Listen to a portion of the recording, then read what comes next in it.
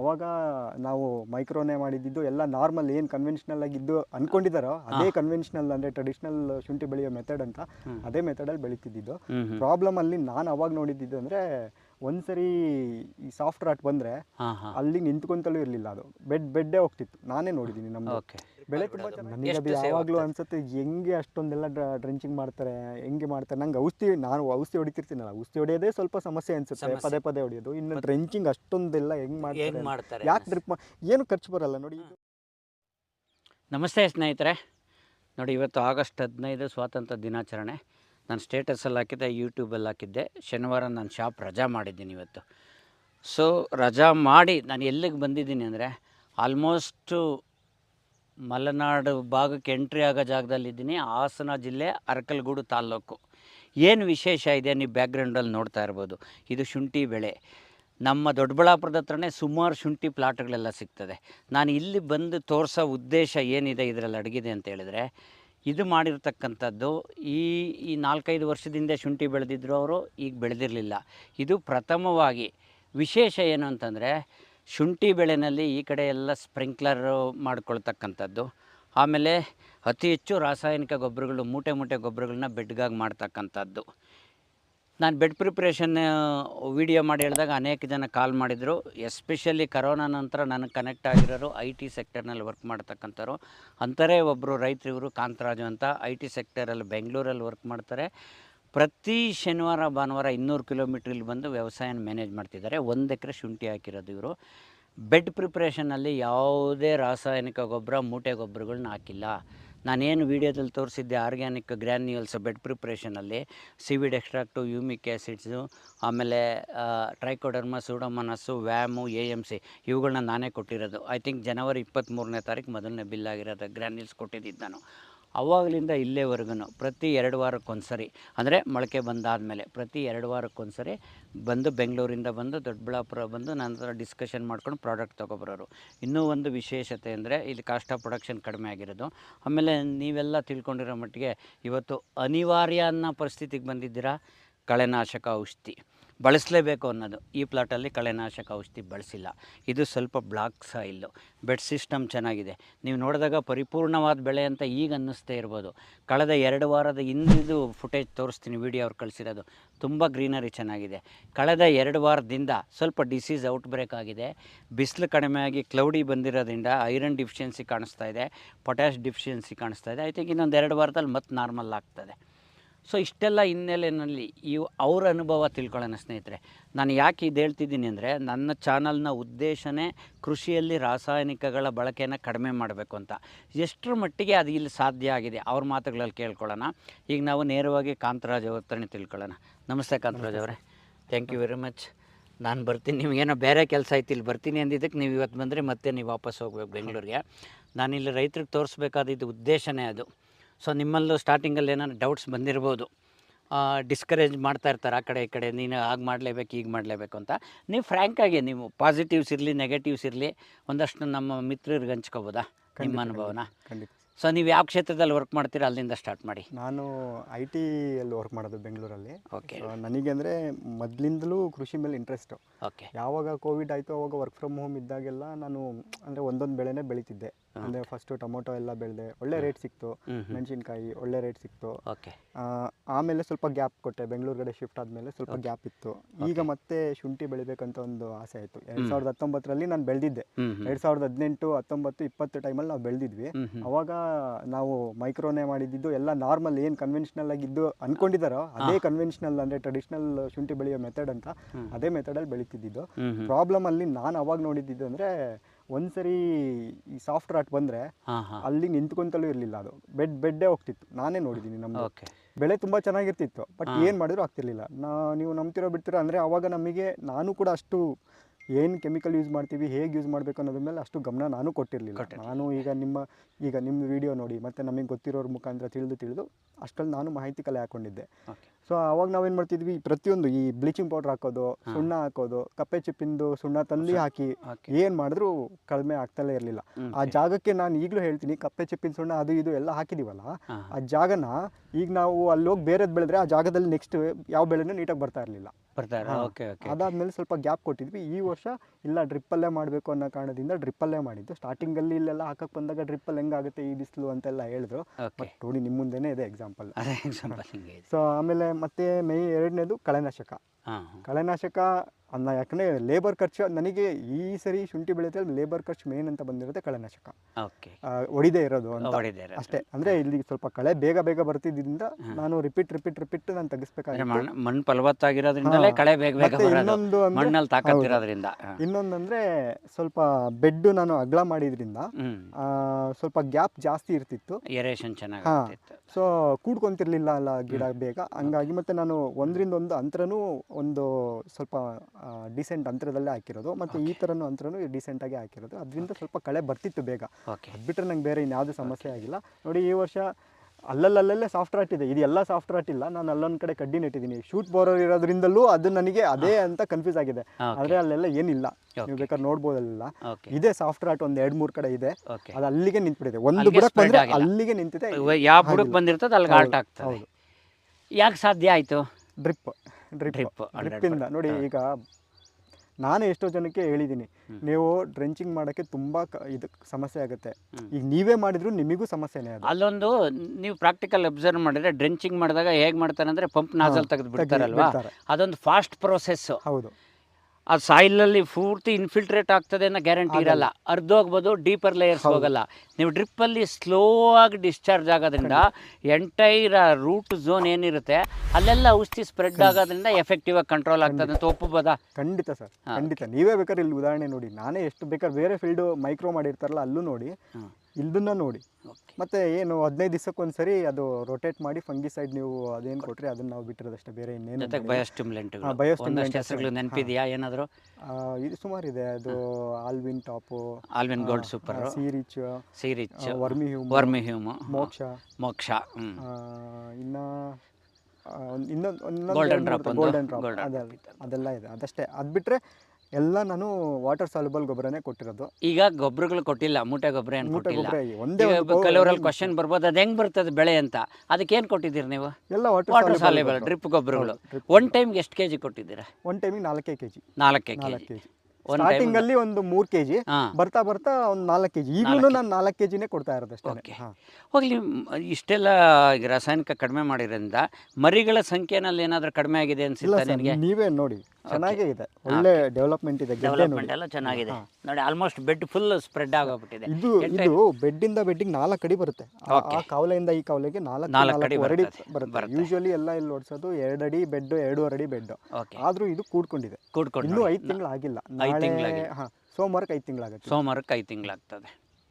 I think ಒಂದು ಸ್ವಲ್ಪ ಬಿಸಿಲು ಬಂದುಬಿಟ್ಟು ಇನ್ನೊಂದು ಸ್ಪ್ರೇ ಮಾಡಿದ್ಮೇಲೆ ಇದು ನೋಡಿ ಐರನ್ ಡಿಫಿಷಿಯನ್ಸಿ ಕಾಣಿಸ್ತಾ ಇದೆ, ಕೆಲವು ಕಡೆ ಪೊಟ್ಯಾಶ್ ಡಿಫಿಷಿಯನ್ಸಿ ಕಾಣಿಸ್ತಾ ಇದೆ, ಸ್ವಲ್ಪ ರೋಗನೂ ಇದೆ. ಚೆನ್ನಾಗೇ ಇತ್ತು ಸರ್, ಅದೇ ಹೇಳಿದ್ನಲ್ಲ, ಲಾಸ್ಟ್ 2 ವೀಕ್ಸ್ವರೆಗೂ ಚೆನ್ನಾಗೇ ಇತ್ತು. ಲಾಸ್ಟು ಕರೆಕ್ಟಾಗಿ ಈಗ ಯಾಕೆಂದರೆ ನಾನು ವಾರ ಬರ್ತೀನಿ, ಡೈಲಿ ಇಲ್ಲಿ ಓಡಾಡಲ್ಲ. ಸೊ ನಮ್ಮ ತಂದೆಯವರಿದ್ದಾರೆ, ಅವ್ರಿಗೆ ಅಷ್ಟು ತಿಳುವಳಿಕೆ ಇಲ್ಲ ಇದು ಏನು ಡಿಸೀಸ್ ಅದನ್ನು. ನನಗೆ ಗೊತ್ತಾಗುತ್ತೆ ಯಾವ್ದು ಕಲರ್ ಬದಲಾದ ತಕ್ಷಣ ರೋಗ ಅಂದ್ಕೋತಾರೆ, ಬೆಂಕಿ ರೋಗ ಅಂದ್ಕೊಂಡ್ಬಿಡ್ತಾರೆ. ಅವರು ಈ ಥರ ಬಂದರೆ ಇದೆಲ್ಲ ಬೆಂಕಿ ರೋಗ ಅಂತ ಅನ್ಕೊಂತಾರೆ. ಅವ್ರಿಗೆ ಇದು ಪೈರಿಕ್ಯುಲೇರಿಯಾ ಅಂತ ಗೊತ್ತಾಗಲ್ಲ. ಪೊಟ್ಯಾಶ್ ಡಿಫಿಷಿಯನ್ಸಿ ಅಂತ ಗೊತ್ತಾಗಲ್ಲ, ಐರನ್ ಡಿಫಿಷಿಯನ್ಸಿ ಅಂತ ಗೊತ್ತಾಗಲ್ಲ. ಈಗ ಸಡನ್ ಆಗಿ ನಾನು ನಿಮ್ಮ ಹತ್ರ ಫೋಟೋ ತೊಗೊಂಡು ಬಂದು ಮಾಹಿತಿ ತೊಗೊಂಡು ಹೋಗ್ತಿದ್ದೆ. ಅವ್ರಿಗೇನು ಗೊತ್ತಾಗಿಲ್ಲ, ಅವರು ಚೆನ್ನಾಗಿದೆ ಅಂತಲೇ ಹೇಳಿದ್ರು. ನಾನು ಕರೆಕ್ಟ್ ತುಂಬಾ ಚೆನ್ನಾಗಿತ್ತು, ನಾನು ನಿಮಗೆ ಫೋಟೋ ಕಳಿಸಿದ್ದೀನಿ. 1 ವಾರ ಬರ್ತೀನಿ, 1 ವಾರ ಗ್ಯಾಪ್ ಆಗಿತ್ತು. ನೆಕ್ಸ್ಟ್ ಬರ್ತಿದ್ದಂಗೆ ನನಗೆ ಶಾಕ್ ಆಗೋಗ್ಬಿಡ್ತು, ಫುಲ್ ಟರ್ನ್ ಆಗೋಗ್ಬಿಟ್ಟಿದೆ ಆಲ್ ಆಫ್ ಸಡನ್. ಅದರಲ್ಲೂ ಈಗ ಕಂಪೇರ್ ಟು ಬೇರೆ ಫೀಲ್ಡ್ ಸಡನ್ನಾಗಿ ಕಂಪ್ಲೀಟಾಗಿ ಕೊಲಾಪ್ಸ್ ಆಗೋ ಥರ ಆದರೆ, ನಮ್ಮದ್ರಲ್ಲಿ ನಾನು ಈ ಬಯೋಸ್ಟಿಮ್ಯುಲೆಂಟ್ ಅದೆಲ್ಲ ಕೊಟ್ಟಿದ್ರಿಂದ ಗಿಡ ಒಂದು ರೇಂಜಿಗೆ ಇಮಿಡಿಯೇಟ್ ಕೊಲಾಪ್ಸ್ ಆಗಿಲ್ಲ. ಪೈರಿಕ್ಯುಲೇರಿ ಅಂದರೆ ಎಲ್ಲರಿಗೂ ಗೊತ್ತಲ್ಲ, ಸಡನ್ ಆಗಿ ಬಂದರೆ ಹೆಂಗಾಗೋಗುತ್ತೆ ಅಂತ. ಅದು ನಿಮ್ಮ ಶೆಡ್ಯೂಲು ಎವ್ರಿ ಸಂಡೇನೇ ಸ್ಪ್ರೇ ಮಾಡೋದು? ಎವ್ರಿ ಸಂಡೇ ನೀವು ಫ್ರೀ ಆಗಿದ್ದಾಗ. ಸ್ಯಾಟರ್ಡೇ ಮಾರ್ನಿಂಗ್ ಬರ್ತೀನಿ, ಸ್ಯಾಟರ್ಡೇ ತಪ್ಪಿ ಸಂಡೇ ಸ್ಪ್ರೇ ಮಾಡ್ತೀರಲ್ಲ. ಈ ವರ್ಷ ಮಳೆ ಸ್ವಲ್ಪ ಕಡಿಮೆನೇ ಇದೆ ಅಲ್ವಾ? ಮಳೆನೇ ಇಲ್ಲ. ಆಕ್ಚುಲಿ ಅದೊಂದು ಅಡ್ವಾಂಟೇಜ್ ಆಗಿದೆ, ಒಂಥರ ಅಡ್ವಾಂಟೇಜ್. ಸ್ಟಾರ್ಟಿಂಗ್ ಅಲ್ಲಿ ಅದು ಡಿಸ್ಅಡ್ವಾಂಟೇಜ್ ಇದ್ದಿದ್ದರಿಂದ ಗಿಡ ಮೇಲ್ ಬರೋದಕ್ಕೆ ಸ್ವಲ್ಪ ಟೈಮ್ ತಗೊಳ್ತು ಸ್ವಲ್ಪ. ಬೇರೆ ಇನ್ನೇನು ಪಾಸಿಟಿವ್ ಸಿಕ್ತು ನಿಮಗೆ? ಮುಂದಿನ ವರ್ಷಕ್ಕೆ ನೀವೇನು ಬದಲಾವಣೆ ಮಾಡ್ಕೊಳ್ಬೇಕು ಅಂತ ಅನಿಸುತ್ತೆ ನಿಮ್ಗೇನಾದರೂ? ಈಗ ಇದರಲ್ಲಿ ಬದಲಾವಣೆ ಅನ್ನೋದು ಈ ಕಳೆ ನಿರ್ವಹಣೆ ಬಗ್ಗೆ ಒಂದು ಏನಾದರೂ ಮಾಡಬೇಕಾಗತ್ತೆ. ಅಂದರೆ ಅದೊಂದೇ ನನಗೆ ಜಾಸ್ತಿ ವೆಚ್ಚ ಅಂತ ಅನ್ಸಿರೋದು ಅನಿಸಿದ್ದು. ಈಗ. ಬಿಟ್ಟರೆ ನನಗೆ ಬೇರೆ ಗೊಬ್ಬರ, ಬೇರೆ ಈ ಸ್ಪ್ರೇ ಮಾಡೋದು ಅದರಿಂದ ಅಥವಾ ಯಾವುದರಿಂದ ನನಗೇನು ಖರ್ಚೇ ಬಂದಿಲ್ಲ. ಮತ್ತು ಲೇಬರ್ ಖರ್ಚು ಅಂತ ನನಗೆ ಬಂದಿದ್ದು ಶುಂಠಿ ಹಾಕಿಸ್ಬೇಕಾದ್ರೆ ಹಾಂ ಮತ್ತು ಮಣ್ಣು ಕೊಡ್ಸೋದು. ಮಣ್ಣು ಅದು ಕೊಡ್ಸೋದು. ಬಿಟ್ಟರೆ ಇನ್ನು ಕಳೆನಾಶ ಡ್ರೆಂಚಿಂಗಿಗೂ ಅದಕ್ಕೆ ಕಳೆ ತೆಗಿಯೋಕ್ಕಷ್ಟೇ. ಕಳೆ ತೆಗಿಯೋಕ್ಕಷ್ಟೇ. ಪ್ರತಿ ಸಲ ಡ್ರೆಂಚಿಂಗ್ ಮಾಡಬೇಕು ಅಂತ ಆಳುಗಳಿಡೋ ಪ್ರಮೇಯನೇ ಇಲ್ಲ. ಸೊ ಡ್ರಿಪ್ ಇರೋದ್ರಿಂದ ವಾಲ್ವ್ ತಿರುಗಿಸ್ಬಿಟ್ಟು ಫೀಡ್ ಮಾಡಿಬಿಟ್ರೆ ಸಾಕಾಗ್ತದೆ. ಅಲ್ಲಿ ವೆಂಚುರಿ ಸಿಸ್ಟಮ್ ಮಾಡಿದ್ದೀನಿ, ಅಲ್ಲಿಂದ ಅದ್ರ ಪಾಡಿಗೆ ಅದು ಬರುತ್ತೆ. ನಾವು ವೀಕೆಂಡಲ್ಲಿ ಅಂದರೆ ನೋಡಿಕೊಂಡು, ಮುಂಚೆ ಎಲ್ಲ ಅಷ್ಟು ಫ್ರೀಕ್ವೆಂಟಾಗಿ ಏನು ಸ್ಪ್ರೇ ಮಾಡ್ತಿರ್ಲಿಲ್ಲ. ಅಂದರೆ ಒಂದು 10 days ಆ ರೀತಿ ಮಾಡ್ತೀವಿ. ಈಗ ವೀಕ್ಲಿ ಒಂದು ಯಾಕೆಂದರೆ ಇದು ಸ್ವಲ್ಪ ಪ್ರಾಬ್ಲಮ್ ಇರೋದ್ರಿಂದ ಓಕೆ ಇನ್ನೂ ಗಿಡ ಅಂದರೆ ಮೆಚುರಿಟಿ ಸ್ಟೇಜಿಗೆ ಬಂದಿಲ್ಲ, 5 months ಆಗಿರೋದ್ರಿಂದ 5 months ಆಗಿದೆ. ಸ್ವಲ್ಪ ನೆಕ್ಸ್ಟ್ 2 months ಭಾಳ ಇಂಪಾರ್ಟೆಂಟ್. ಹೌದು. ಡಿಸೀಸ್ ಮ್ಯಾನೇಜ್ಮೆಂಟು, ನ್ಯೂಟ್ರಿಷನ್ ಮ್ಯಾನೇಜ್ಮೆಂಟ್ ಎರಡೂ ಪಕ್ಕ ಇರಬೇಕು ನೆಕ್ಸ್ಟ್ 2 monthsಲ್ಲಿ. ಆವಾಗ ಸಕ್ಸಸ್ ಆದಂಗೆ ಆಗ್ತದೆ. ಓಕೆ, ಖಂಡಿತ ಅದನ್ನು ಮಾಡ್ತೀರಿ ಅನ್ನೋ ಕಾನ್ಫಿಡೆನ್ಸ್ ನನಗಿದೆ. ನಿಮ್ಮಲ್ಲಿ ಸಾಕಷ್ಟು ಇದೆ. ಈಗ ಇಲ್ಲ, ತುಂಬ ತಿಳುವಳಿಕೆ ನನಗೆ ಇದರಿಂದ ಬಂದಿದೆ. ಇದರಿಂದ ಈಗ ಕಲ್ತಿದ್ದೀನಿ. ನೆಕ್ಸ್ಟು ಇನ್ನೂ ಎಷ್ಟು ಕಾಸ್ಟ್ ಆಫ್ ಪ್ರೊಡಕ್ಷನಲ್ಲಿ ಎಷ್ಟು ಕಡಿಮೆ ಮಾಡ್ಕೊಳಕ್ಕಾಗತ್ತೆ ಅನ್ನೋದು ನನಗೊಂದು ಐಡಿಯಾ ಬಂದಿದೆ, ಯಾವ ರೀತಿಯಿಂದ ಮಾಡ್ಬೋದು ಅಂತ. ಓಕೆ, ಅದು ಈ ಸರಿ ಸ್ವಲ್ಪ ಕೆಲವೊಂದು ಇನ್ನೂ ಈ ಕಾವಲೆ ಹೊಡ್ಸೋದ್ರಲ್ಲಿ ಕೆಲವೊಂದರಲ್ಲಿ ಎಡವಿದ್ದೀನಿ. ಓಕೆ, ಅದು ನೆಕ್ಸ್ಟು ತಿಳ್ಕೊಂಡಿದ್ದೀನಿ ಹೆಂಗೆ ಮಾಡಬೇಕು ಎಲ್ಲ ಅಂತ. ಸೊ ಈ ಬೆಳೆ ಬೆಳೆಯೋದಕ್ಕೆ ಮುಂಚೆ ನಾನು ಸಂಪರ್ಕ ಮಾಡಿದ್ರಲ್ಲ, ಅದೇ ಫಸ್ಟಾ ನಾನು ಸಂಪರ್ಕ ಮಾಡಿದ್ದು? ನನ್ನ ಬಗ್ಗೆ ಮಾಹಿತಿ ನಿಮ್ಗೆ ಎಲ್ಲಿ ಸಿಕ್ತು? ಯೂಟ್ಯೂಬಲ್ಲಿ ಸಿಕ್ಕಿತ್ತು. ನಾನು 2021ರಲ್ಲಿ ಇವ್ರು ನಮ್ಮ ಚಿಕ್ಕಪ್ಪ, ನಾವು ಇವರು ಸೇರಿ ಟೊಮೆಟೊ ಬೆಳೆದಿದ್ವಿ. ಆ ಟೈಮಲ್ಲಿ ನೀವು ಕಿರಾರಿ ಅಂತ ಒಂದು ಮೆಡಿಸನ್ ಬಗ್ಗೆ ವಿಡಿಯೋ ಮಾಡಿ ಹಾಕಿದ್ರಿ. ಅದಕ್ಕೆ ನಾನು ಕಮೆಂಟ್ ಮಾಡಿದ್ದೆ. ಓಕೆ ಓಕೆ, ನೀವು ಅವಾಗ ರೆಸ್ಪಾಂಡ್ ಮಾಡಿ, ನಾನು ಅವಾಗಿಂದ ನೋಡ್ಕೊಂಡು ಬರ್ತಾ ಇದ್ದೆ. Okay okay. ಅದಾದಮೇಲೆ ಸುಮಾರು ನಾನು ಅವಾಗಿಂದಲೇ ನಾವು ಡ್ರಿಪ್ ಸಿಸ್ಟಮ್ ಅಂತ ಶುರು ಮಾಡಿದ್ದು ಟೊಮೊಟೊ ಬೆಳೆದಾಗಲೇ. ಆಮೇಲೆ ಇಲ್ಲಿ ಮೆಣಸಿನ್ಕಾಯಿ ಅದಕ್ಕೆಲ್ಲ ಹಾಯಿ ನೀರು ಮಾಡೋರು, ಅದರಲ್ಲೂ ನಾನು ಡ್ರಿಪ್ ಮಾಡಿ ಸತತ 1 ವರ್ಷ ಗಿಡ ಮೆಣಸಿನ ಗಿಡ ಚೆನ್ನಾಗಿತ್ತು, ನಿಮ್ದು ನೆನಪಿದೆ, ನೀವು ಅಲ್ಲೇ ಹಾಕಿದ್ದು ಸರ್. ಸತತ 1 ವರ್ಷ ಆ ಗಿಡನ ಹಂಗೆ ಇಟ್ಕೊಂಡು 1 ವರ್ಷ ಚೆನ್ನಾಗಿ ಬಂದಿತ್ತು ಅಲ್ಲೂರಾ? ಚೆನ್ನಾಗಿ ಬಂದಿತ್ತು ಮೆಣಸು. ಇದೇನು ಇಳುವರಿ ಬರ್ಬೋದು ಸರ್ ಇವತ್ತು? ಅದು ನೀವೇ ಹೇಳಬೇಕು. ತಗೊಂಡ್ಮೇಲೆ ನಾವು ಹೇಳ್ಬೇಕು. ನಮಗೂ ಅದ್ರ ಬಗ್ಗೆ ಐಡಿಯಾ ಇಲ್ಲ ಸರ್. ಬೆಳೆಯೋದು ಅಷ್ಟೇ ನಮಗೆ ಇದು. ಇಲ್ಲ, ಇನ್ನೊಂದು ತಿಂಗಳು ಕಳೆದ ಮೇಲೆ ಕರೆಕ್ಟಾಗಿ ಹೇಳ್ಬೋದು. ಇನ್ನೊಂದು ತಿಂಗಳು ಕಳೆದ ಮೇಲೆ ಕರೆಕ್ಟಾಗಿ ಹೇಳ್ಬೋದು. ಇವಾಗಿಂದ 400 ಚೀಲ ಅಂತೀರಿ ನೀವು ನಿಮ್ಮ ಅನುಭವದಲ್ಲಿ. 60 kg 400 ಚೀಲ. ಹೂಣಿರೋದು ಎಷ್ಟು ಚೀಲ ನೀವು? 1000 kg ಸರ್, 17 ಚೀಲ. 17 ಚೀಲ. ಇವತ್ತೇನು ಸರ್ ಸಿಕ್ಕಾಬಿಟ್ಟೆ ಇಳುವರಿ ಬಂದ್ಬಿಟ್ರೆ 60 kgಗೆ 25 ಚೀಲ 30 ಚೀಲ ಬೆಳೀತಾರೆ. 60 kg ಇದಲ್ಲ ಮ್ಯಾಕ್ಸಿಮಮ್. Okay sir. ಸೊ ಸ್ನೇಹಿತರೆ, ಕೇಳಿಸ್ಕೊಂಡ್ರಲ್ವಾ? ಇಲ್ಲಿ ನಾನು ಇಷ್ಟು ದೂರ ಬಂದು ಮಾಡೋ ಉದ್ದೇಶ ನಿಮಗೆ ಒಂದು ಧೈರ್ಯ ಕೊಡಬೇಕು ಅಂತ. ಅನೇಕ ಜನ ಭಾಳ ಡೌಟ್ ಪಟ್ರಿ, ಡ್ರಿಪ್ ಮಾಡ್ಕೊಂಡು ಮಾಡ್ರಿ ಅಂತ ಆಗಲಿಲ್ಲ ಅಂತ. ಇನ್ನೂ ಒಂದು ತೋರಿಸ್ತೀನಿ ನಿಮಗೆ.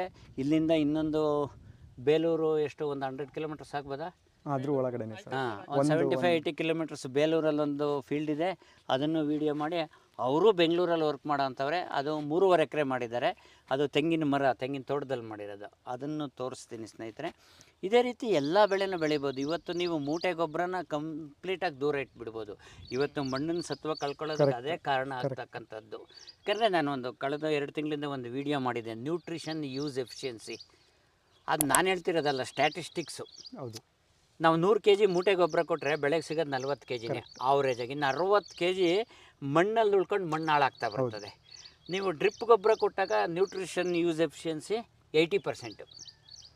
ಹೌದು. ಹಾಗಾಗಿ ನಾವು ಯಾಕೆ ಸ್ವಿಚ್ ಓವರ್ ಆಗಬಾರ್ದು ಅಲ್ವಾ? ಕಾಸ್ಟ್ ಆಫ್ ಪ್ರೊಡಕ್ಷನ್ನು ಕಡಿಮೆ ಆಗ್ತದೆ, ಅನಗತ್ಯವಾಗಿ ಮಣ್ಣಿನ ಆರೋಗ್ಯ ಹಾಳು ಮಾಡೋದು ತಪ್ತದೆ. ಮತ್ತು ಎಲ್ಲದಕ್ಕಿಂತ ಇಂಪಾರ್ಟೆಂಟ್ ಈಗ ನೀರು.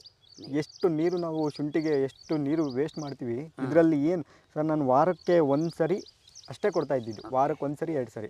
ಆ ಬಿಸಿಲಿರ್ಬೇಕಾರೆ ಈಗ ಇವು ತುಂಬ ಬಿಸಿಲಿದೆಯಪ್ಪ, ಈ ಡ್ರಿಪ್ಪಲ್ಲಿ ಏನು ಯೂಸ್ ಆಗಲ್ಲ ಈ ವರ್ಷನೇ ತುಂಬ ಬಿಸಿಲು, ಎಲ್ಲರಿಗೂ ಗೊತ್ತಿರಂಗೆ. ಆ ಟೈಮಲ್ಲೇ ಬೆಳೆದಿದ್ದೀವಿ. ಅಂದರೆ ನಾರ್ಮಲ್ ಆಗಾಗ ಮಳೆ, ಈ ವರ್ಷ ಮಳೆನೇ ಇಲ್ಲ, ಆಗಾಗ ಮಳೆ ಬರ್ತಾ ಇದೆ. ಅಂದರೆ ತೀವ್ರವಾದ ಬಿಸಿಲಿದ್ದಾಗ್ಲೂ ಡ್ರಿಪ್ ಮಾಡಿಕೊಂಡು ಬ್ಲಾಕ್ ಸಾಯಿಲ್ ಅಲ್ಲಿ ಯಶಸ್ವಿಯಾಗಿ ಬೆಳೆಯಲಿಕ್ಕೆ ಹೌದು. ಇದು ಕ್ಲೇ ಸಾಯಿಲ್ ನೋಡಿ, ನೀವು ಎಷ್ಟು ಗಟ್ಟಿ ಆಗುತ್ತೆ ಅಂದರೆ ಬರ್ತಿ ಗಟ್ಟಿ ಆಯ್ತು. ಆದರೆ ಈಗ ನೋಡಿ ನೀವು, ನಾನು ಇಲ್ಲಿ ಮುಟ್ಟು ನೋಡಿ ನೀವು, ಫುಲ್ಲು ಲೂಸ್ ಆಗಿದೆ. ಓಕೆ, ರಾಸಾಯನಿಕಗಳ ಬಳಕೆ ಕಡಿಮೆ ಮಾಡಿರೋದ್ರಿಂದಲೇ ಸ್ಮೂತ್ ಆಗಿರೋದು. ಅದೇ ತಗ್ಗು ಪ್ರದೇಶ, ನಾನು ಅದೇ ಹೇಳಿದೆ, ತ್ಯಾವ ಎಲ್ಲಿ ಜಾಸ್ತಿ ಇದ್ದರೆ ಅದು ತೀವ್ರವಾಗಿ ಕಾಡುತ್ತೆ ರೋಗ ಅಂತ. ಆ್ಯಸ್ ಯೂಶುವಲ್ ಹಂಗೆ ಡ್ರಿಪ್ ಅದು ಡೌನ್ ಇರೋದ್ರಿಂದ ಆ ಭಾಗದಲ್ಲಿ ಸ್ವಲ್ಪ ಹೆಚ್ಚು ಕಾಡುತ್ತೆ. ಎಲ್ಲ ಇದು ತಪ್ಪು ತಿಳುವಳಿಕೆಗಳು ಕೆಲವಿದ್ದಾವೆ. ಪ್ರಾರಂಭದಲ್ಲಿ ಸ್ಪ್ರಿಂಕ್ಲರ್ ಹಾಕೊಂಡು ಹೊರಗಡೆ ಬರಬೇಕು, ಹಾಗೆ ಮಾಡಬೇಕು ಅನ್ನೋದು. ಸ್ಪ್ರಿಂಕ್ಲರ್ ಬಳಸಿದ್ರು ಒಂದು ರೇಂಜಿಗೆ ಒಳ್ಳೆ, 2 ಮಾಡಿರಿ ಇನ್ನೂ ಒಳ್ಳೆ. 2 ಈಗ ಸಮ್ಮರಲ್ಲಿ ನಿಮ್ಗೆ ಅವಶ್ಯಕತೆ ಇದೆ. ನಂದು ಐಡಿಯಾ ಇರೋದು ಅದೇನೆ, ನೆಕ್ಸ್ಟ್ ಇಯರ್ಗೆ ಅದು ಒಂದು ಎಕ್ಸ್ಪೆರಿಮೆಂಟ್ ಮಾಡಿ. ಅವಶ್ಯಕತೆ ಇಲ್ಲ, ಬಟ್ ಈ ಥರ ಈ ವರ್ಷ ಇದ್ದಿದ್ದು ಬಿಸಿಲಿಗೆ ಹೋಲಿಸ್ಕೊಂಡ್ರೆ ಒಂದು ಸ್ವಲ್ಪ ಬೇಕಾಗ್ಬೋದು ಅಂತ ಅನ್ಸುತ್ತೆ. ಸೊ ಅಲ್ಲಿ ನೀವು ಖರ್ಚು ಮಾಡಿದ್ರೂ ತೊಂದರೆ ಇಲ್ಲ. ರಾಸಾಯನಿಕಗಳ ಬಳಕೆಯಲ್ಲಿ ಆಲ್ಮೋಸ್ಟ್ 100ರಲ್ಲಿ 25 ಭಾಗನೇ ಬಳಸೋದು. ಈಗ ಕೊಳೆ ರೋಗ ಬಂತು ಅಂದರೆ ಟ್ರೆಡಿಷ್ನಲ್ ಆಗಿರೋರಿಗೆ ಅವರು ಸ್ಪ್ರಿಂಕ್ಲರಲ್ಲಿ ಔಷಧಿ ಕೊಡೋಕ್ಕಾಗಲ್ಲ, ಡ್ರೆಂಚಿಂಗ್ ಮಾಡ್ತಾರೆ. ಎಕರೆಗೆ 5 ಬ್ಯಾರಲ್ ಬೇಕು.